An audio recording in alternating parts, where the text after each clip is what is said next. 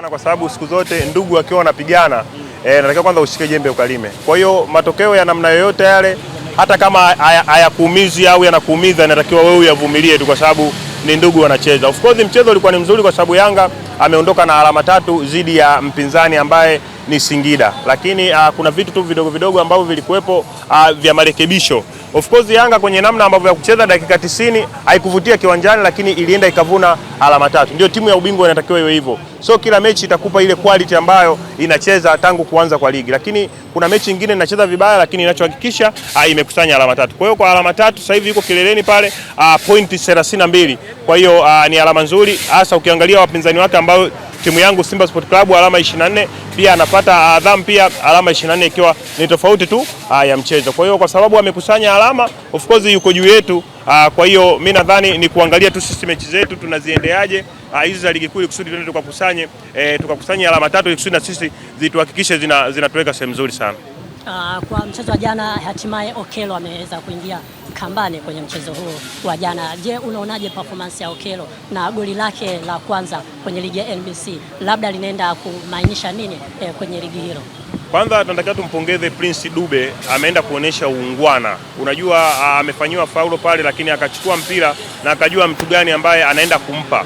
Kwa maana kwamba alipoenda kumpa na kwenda kuonesha uungwana kwanza amemwekea mtoto ikusudi awe na confidence kwa sababu tunajua Alan Okello namna ambavyo walimsajili pengine alikuja hapa na jina kubwa, pengine tutegemea atafanya makubwa kuliko hata aliyokuwa anafanya Vipers na hata timu yake ya taifa ya Uganda namna ambavyo walivyokuwa wanafanya, lakini amekuja hapa Alan Okello sio Alan Okello yule ambaye pengine alikuwa anaimbwa. Kwa hiyo kile kitendo cha Prince Dube kufanya amefanya kitendo cha kiungwana na amemrejeshea kijana awe kwenye confidence. Hicho kitu ambacho amekifanya jana ule ungwana Dube ndio yeye huo ungwana ambao wana Yanga mashabiki walishai kumfanyia Dube. Dube nadhani kuna msimu uliopita hapo alikuwa afungi mpaka mechi karibia ya 8 akawa afungi. Watu wengi tulimrushia sana mawe lakini wana Yanga wakaweza kumtuliza kumfanya psychology iko sawa. Unajua siku zote mpira unachezwa kwenye ubongo, miguu ni vitendea kazi tu. Kama watu mindset yako hawaja kuweka sawa, psychology yako haijakaa vizuri, mpira huwezi kwenda kucheza. Kwa hiyo kile kitu alichofanya Prince Dube na kijana kwenda kuscore kimemrudisha nadhani mchezoni. Pengine kuanzia hapo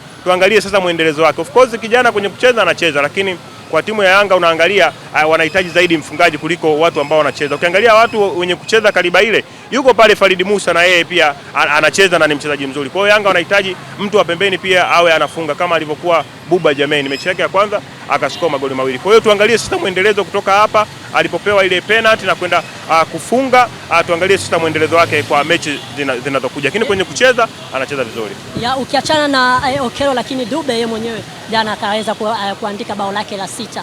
Unaona sasa Dube kuendelea kukaa kileleni kwa mfungaji bora na hata kuchukua kiatu cha mfungaji bora ndani ya ligi kuu?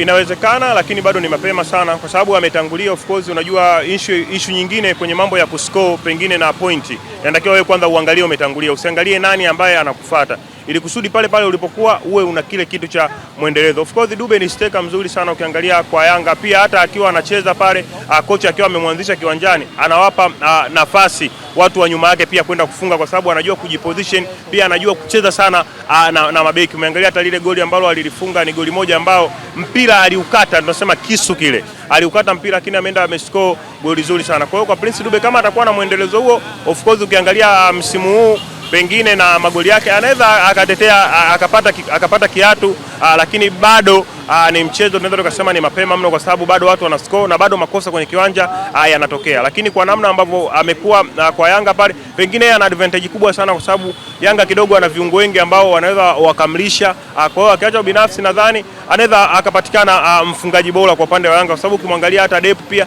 ana magoli 5. Dube nadhani goli la 7 kama sio la 6 la siku ya jana. Kwa hiyo ni muendelezo mzuri hasa kwa mshambuliaji. Unajua sio lazima mshambuliaji uscore kila mechi karibia magoli mawili. Ukiwa tu unafunga goli moja kila mechi ni performance nzuri sana hasa kwa mshambuliaji.